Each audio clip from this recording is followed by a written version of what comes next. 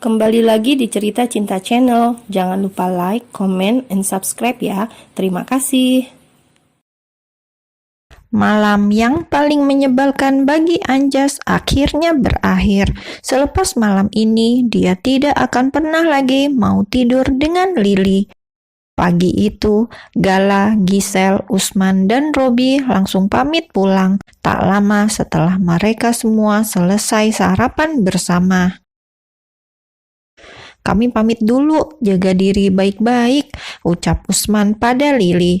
Robi tidak bicara apa-apa, hanya mengusap puncak kepala Lily dengan kasar. Baginya, Lily dan Giselle sudah seperti adik sendiri. Mereka semua juga saling memeluk sebagai salam perpisahan. Kehangatan itu jelas begitu terasa di sana. Namun kemudian saat semua orang sudah pergi, kini mendadak keadaan jadi sangat dingin. Senyum yang tadi sempat terukir di bibir Anjas seketika hilang. Mulutnya pun sontak terdiam 1000 bahasa, tak sudi berbicara dengan istrinya sendiri. Selama masih ada anak itu, jangan harap Anjas akan memperlakukan Lily dengan baik. Dan Lily hanya mampu membuang nafasnya dengan kasar. Hari pun bergulir. Senin tiba dan waktunya semua orang beraktivitas masing-masing. Anjas dengan kesibukannya dan Lily pun begitu. Jam 8 mereka berdua tiba di kantor dengan mobil masing-masing. Hari ini ada rapat umum untuk semua karyawan di jam 10. Jadi Lily buru-buru ke meja kerjanya untuk menyiapkan beberapa hal.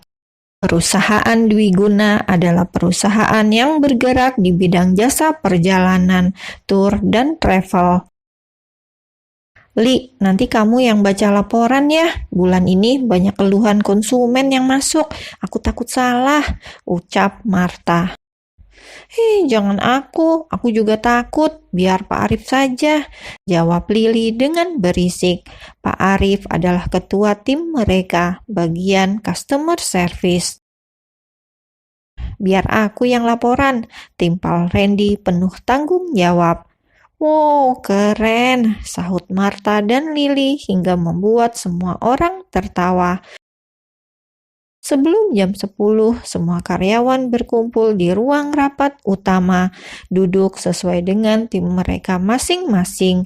Hampir jam 10 tepat, Anjas didampingi asisten dan sekretarisnya masuk ke dalam ruang rapat itu juga. Marta langsung menyenggol kaki Lily, menggoda saat suaminya datang. Lily hanya mampu tersenyum malu-malu, bersikap seolah hubungan rumah tangganya baik-baik saja. Padahal, cukuplah Lily sendiri yang mengetahuinya. Putra memimpin jalannya rapat. Tiap tim mulai melaporkan hasil kerja mereka selama 3 bulan terakhir. Dalam rapat kali ini, Lily sedikit tak berkonsentrasi. Dia justru terus melihat kedekatan antara Anjas dan sekretarisnya Velin. Terlihat jelas jika keduanya berulang kali saling bicara dan entah kenapa pemandangan itu terasa begitu menyesakkan dada bagi Lily. Pasalnya selama ini Anjas tak pernah lagi bicara sehangat itu dengannya. Bahkan Anjas pun tersenyum kecil ke arah Velin. "Li, jangan melamun," bisik Marta dan sontak membubarkan semua pikiran wanita cantik itu. Lily tersenyum kikuk dan mengangguk kecil. "Ya Tuhan, sabar Li, sabar," batinnya bicara sendirian. Satu-satunya cara yang bisa Lily gunakan untuk menenangkan hatinya yang gundah adalah mengelus perutnya sendiri. Tak ingin larut dalam kesedihan dan coba menikmati semuanya. Coba hidup bahagia hingga anak ini pun bisa merasakan kebahagiaan juga. Setelah menguatkan hati, Lily akhirnya coba fokus pada rapat itu. Terlebih sekarang giliran tim mereka yang melaporkan hasil kerja. Randy maju ke depan. Lily dan Martha memberi dukungan dengan senyum lebar dan sedikit lambaian tangan. "Pak, silakan minum tehnya," ucap Velin, lalu mendekatkan teh milik sang bos yang telah tersedia di sana. "Fokuslah pada rapat," jawab Anjas penuh penekanan. Lily tak menghadap ke arah sini. Tak ada alasan pula dia bicara dengan wanita ini. Mendengar kata-kata menyakitkan itu membuat Velin perlahan menjauh. Selesai rapat, Lily tak bisa tinggal diam saja. Ada sebuah pertanyaan besar yang ingin dia perjelas pada sang suami. Jadi, keluar dari ruang rapat itu, Lily langsung mendatangi ruang kerja suaminya. Kali ini Lily bahkan menatap dingin pada Velin, tak seramah selama ini. "Anjas," panggil Lily setelah dia masuk dan menutup pintu. "Jaga bicaramu, panggil aku Pak kalau sedang berada di kantor," jawab Anjas, bicara tanpa menatap. Dia sibuk sendiri melepaskan jas dan duduk di kursi kerjanya. "Apa maksudmu tadi? Selama ini aku tidak pernah melihatmu sedekat itu dengan Velin," tuntut Lily langsung.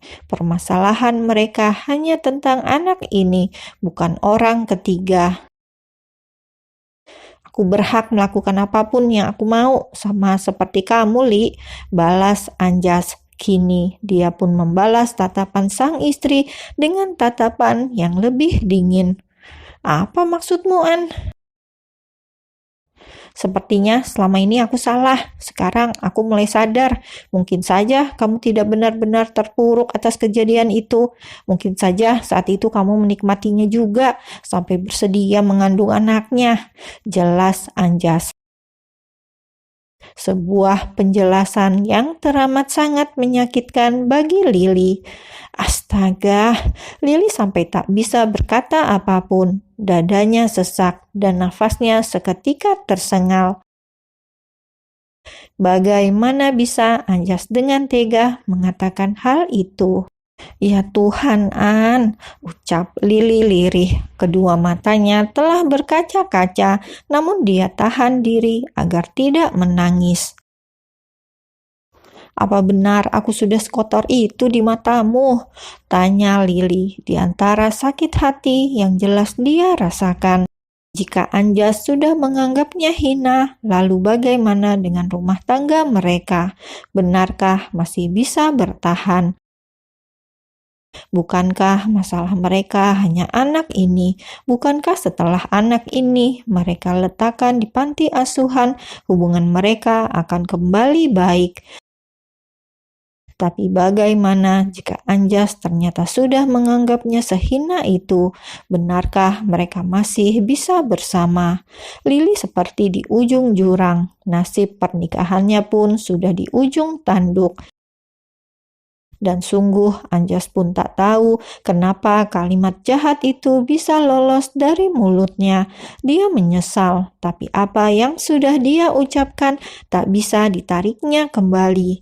Jadi yang bisa dia lakukan hanyalah tetap berpegang teguh pada egonya sendiri. Anjas tak menjawab pertanyaan Lily. Dia memalingkan wajahnya. Dan saat itu jatuhlah semua air bening dari kedua mata Lily. Sepertinya dia memang tak bisa mempertahankan keduanya sekaligus, antara Anjas dan anak ini. Terpaksa Lily harus memilih. Anjas berhak bahagia dan hidup dengan gadis yang baik-baik yang tak memiliki masa kelam seperti dia.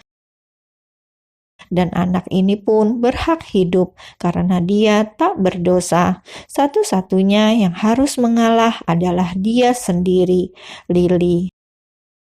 "An, maafkan aku. Aku tidak akan menahanmu lagi.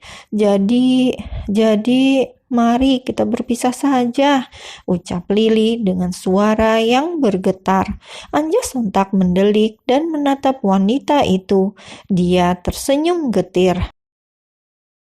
Lihatlah, pada akhirnya kamu yang mengakhiri pernikahan impian kita, harapan dua keluarga besar kita.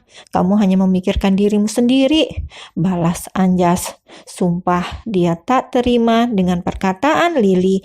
Berani-beraninya wanita itu bicara tentang perpisahan setelah semua rasa sakit yang Lili beri. Jadi aku harus bagaimana, An? Aku sudah berusaha sebisaku. Aku terima jika kamu terus membenci kehamilan ini. Aku bisa paham, tapi aku tidak bisa jika melihatmu mulai mendekati wanita lain. Tidak, aku tidak akan bisa. Lebih baik kita akhiri saja, tegas Lili. Dengan begini, mereka akan berhenti menyakiti, lantas memulai semuanya dari awal. Anjas terdiam. Kamu tidak perlu melindungi aku lagi. Aku yang akan mengatakan langsung pada semua keluarga kita tentang anak ini. Aku akan menanggungnya sendiri, ucap Lili. Kemudian dia mundur satu langkah, siap keluar meninggalkan ruangan tersebut. Meski hanya satu langkah mundur, namun rasanya berat sekali. Dia sangat mencintai Anjas, sangat. Tapi Lili sadar pula dia tak pantas mencintai Anjas sebanyak itu. Bahkan saat ini Anjas sudah beranggapan bahwa dia menikmati kejadian menjijikan tersebut. Hati Lili sungguh terluka mendengarnya. Sampai mati pun Lili akan terus merasa jijik pada dirinya sendiri. Dan Anjas terguguh, namun dia hanya bisa diam. Makin lama pikirannya pun berkecamuk dengan liar. Tak bisa dia kendalikan. Di luar dugaan mereka, pembicaraan itu didengar oleh Velin di luar sana. Velin yang memang sengaja menguping pembicaraan tersebut. Dia sangat terkejut, kedua matanya sampai mendelik saat mendengar semua fakta bahwa bayi yang dikandung Lili bukanlah anak sang bos. Jantung Velin berdegup. Dengan hati-hati dia melangkah cepat menuju kursinya kembali. Astaga, ya Tuhan, batin Feli. Namun kemudian dia tersenyum.